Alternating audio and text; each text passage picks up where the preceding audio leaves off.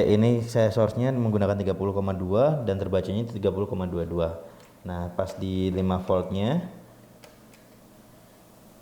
ini range-nya tadi kita menggunakan range manual.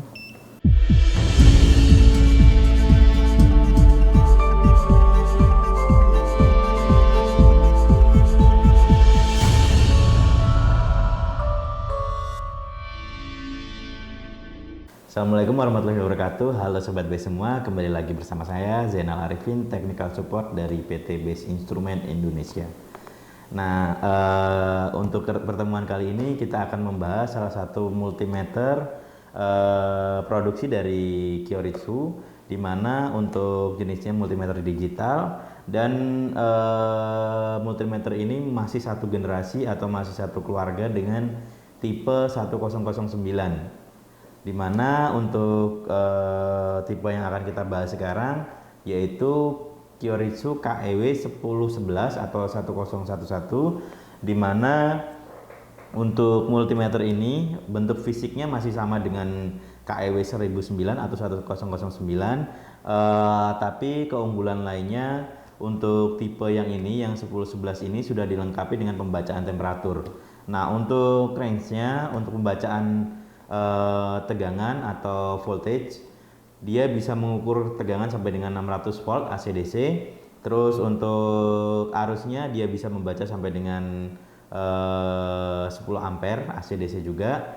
Terus untuk resistansinya bisa membaca sampai dengan 60 mega, dan untuk kapasitasnya atau faradnya dia bisa membaca sampai dengan 4000 mikrofarad. Dan untuk fungsi lainnya, untuk temperatur dia bisa membaca sampai dengan 750 derajat Celcius.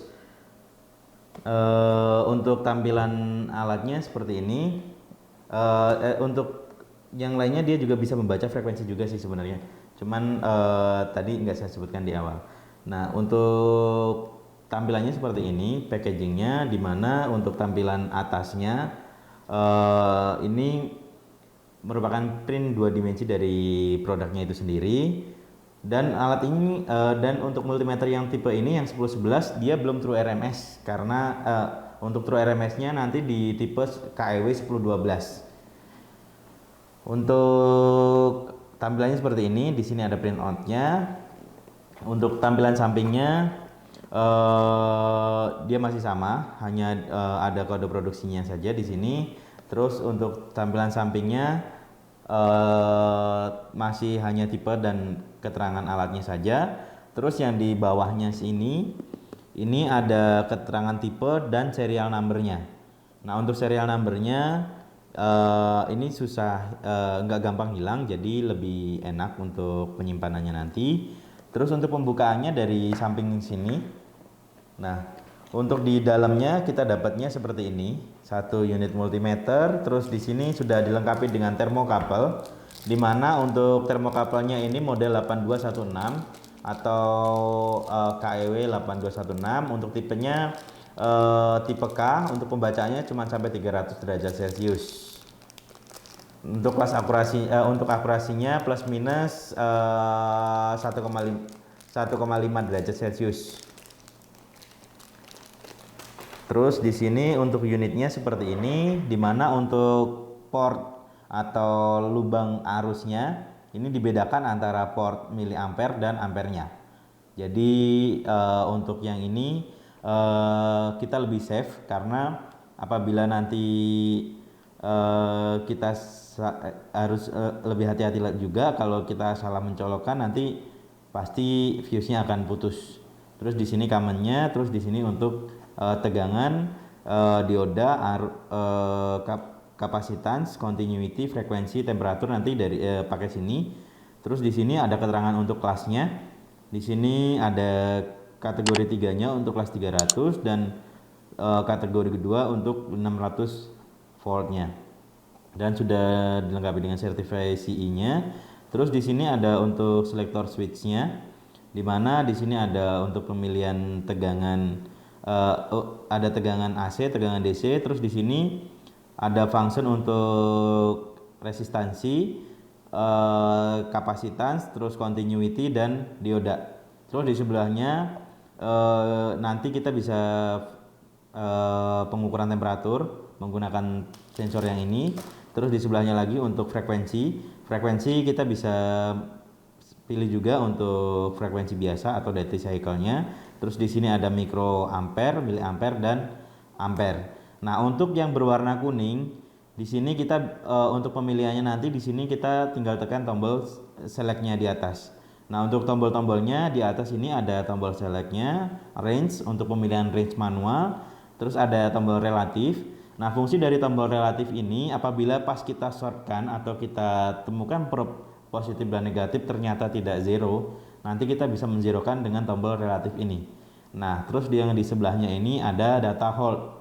Fungsi dari data hold ini kalau kita pas mengukur mau menyimpan datanya atau memfoto hasil pengukuran, kita tinggal hold datanya dengan tombol ini. Terus yang di bawahnya ini yang berwarna biru, ini hanya untuk yang keterangan yang berwarna biru. Yang berwarna biru itu mulai dari tegangan AC karena ada frekuensinya. Nah, nanti di sini untuk ampernya juga hanya untuk ampere AC dan ini untuk frekuensi sendiri. Nah, ini pilihan untuk frekuensinya atau duty cycle-nya. Nah, di sini kita juga ada tombol untuk minimum dan maksimumnya. Nah, fungsi tombol ini hanya untuk melihat nilai minimum atau maksimum dari pembacaan kita. Terus di belakangnya ini sudah dilengkapi cover karet atau pelindung. Di sini di atas, bagian atas ini ada tempat untuk penyimpanan probe-nya. Terus di bawahnya sini kita bisa buka untuk penyangga dari alatnya ini sendiri. Terus untuk baterainya nanti ada di dalam. Untuk penggantiannya kita tinggal buka seperti ini. Terus di sini untuk tempat baterainya. Nah, untuk baterainya ini sendiri dia menggunakan baterai tipe A2 sebanyak 2 unit. Terus untuk di bawahnya ini ada keterangan manufacturingnya, di mana untuk Kyoritsu tipe 1011 dan 1012 sama 109 nanti dia diproduksi di Cina. Nah, ini ada stiker QC Pass. Terus di tengah sini ada untuk serial numbernya. Terus untuk kelengkapan lainnya di sini ada dapat untuk probe-nya. Ini untuk probe-nya lumayan premium, jadi sudah bagus untuk jenis kabelnya dan untuk pin-nya bagus sekali. Terus ada satu lagi manual book dan supplementary sheet. Nah, kalau supplementary sheet hanya seperti ini dalam bahasa Jepang dan dalam bahasa Inggris. Untuk manual books-nya nanti seperti ini, dia agak panjang. Di sini tersedia dalam beberapa bahasa, mulai dari bahasa Cina untuk yang di depannya, dan nanti juga ada bahasa Jepang dan bahasa Inggrisnya. Oke, langsung saja. Mungkin saya akan coba untuk pemasangan baterai di alatnya. Oke, langsung saja kita pasang untuk baterainya supaya kita bisa melihat lebih detail tampilan dari displaynya dan fungsi-fungsi dari alatnya ini.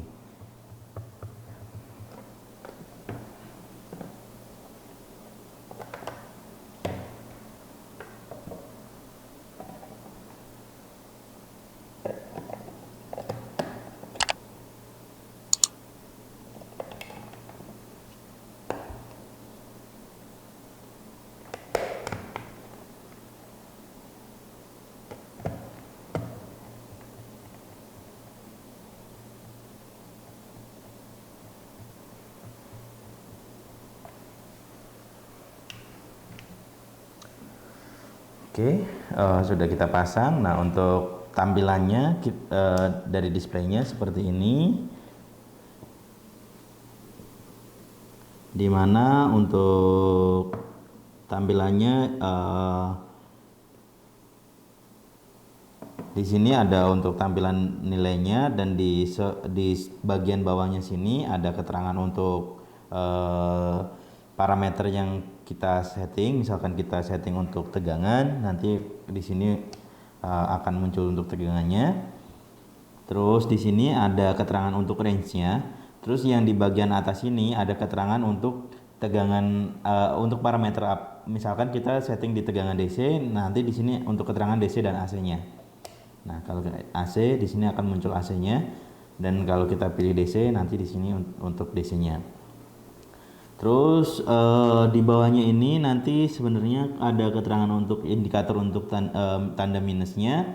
Terus di bawahnya di sini merupakan bar dari range-nya itu. Nah, untuk yang di sini untuk function di sini ada banyak function. Nah, untuk pindahnya kita tinggal tekan tombol select di atasnya sini. Nah, ini oke. Nah, langsung saja kita coba untuk menggunakan pengukuran. Di sini kita sudah ada power source DC. Jadi kita rubah nanti ke DC.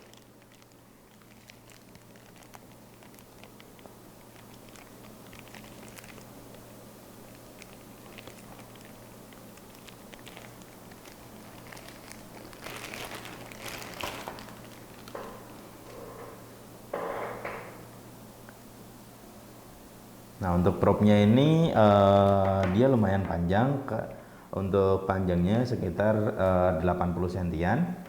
Jadi lumayan panjang kalau kita gunakan untuk pengukuran.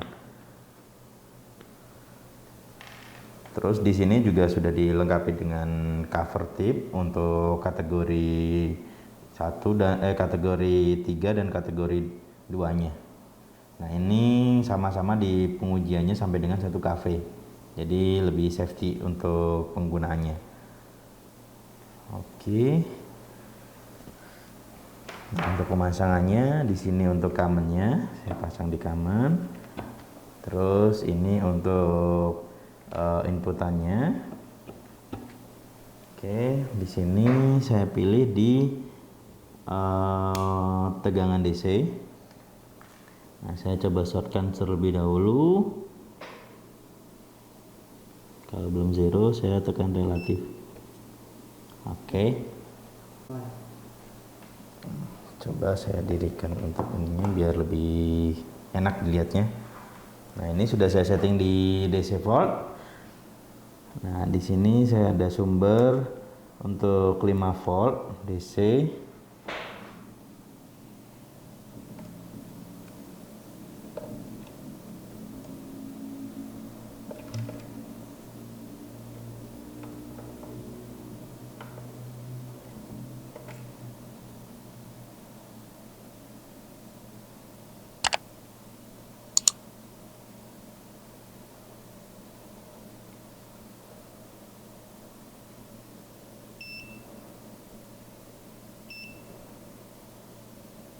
Nah, ini untuk untuk di 30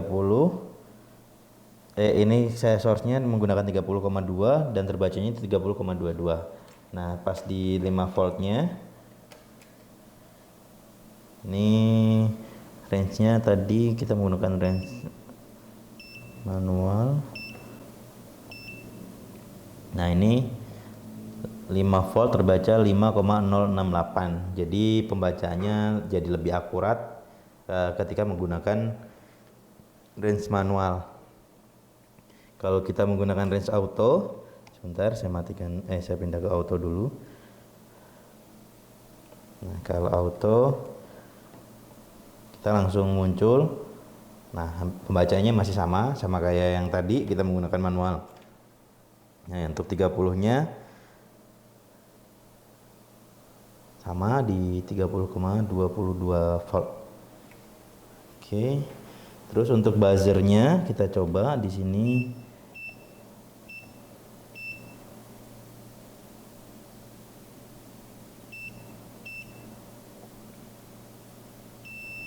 Nah, buzzernya lumayan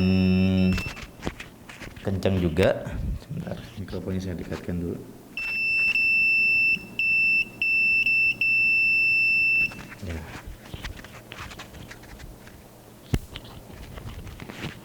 Oke, cukup sekian untuk review kita mengenai produk Kyoritsu KEW 1011. Untuk kesimpulannya, produk Kyoritsu 1011 ini keunggulannya dia sudah dilengkapi dengan temperatur, tapi untuk kekurangannya dia belum RMS, jadi masih menggunakan function average. Jadi untuk sebagai bahan pertimbangan rekan-rekan mungkin bisa kalau misalkan ada kebutuhan untuk temperatur bisa memilih Kyoritsu 1011 ini. Kalau mungkin rekan-rekan lebih terfokus untuk ke measuring tegangan AC di mana dia harus membutuhkan yang RMS, bisa menggunakan prefer ke Kyoritsu 1012. Cukup sekian review dari saya. Apabila ada kesalahan dari kata-kata saya mohon dimaafkan. Wabillahi taufiq wal hidayah. Wassalamualaikum warahmatullahi wabarakatuh.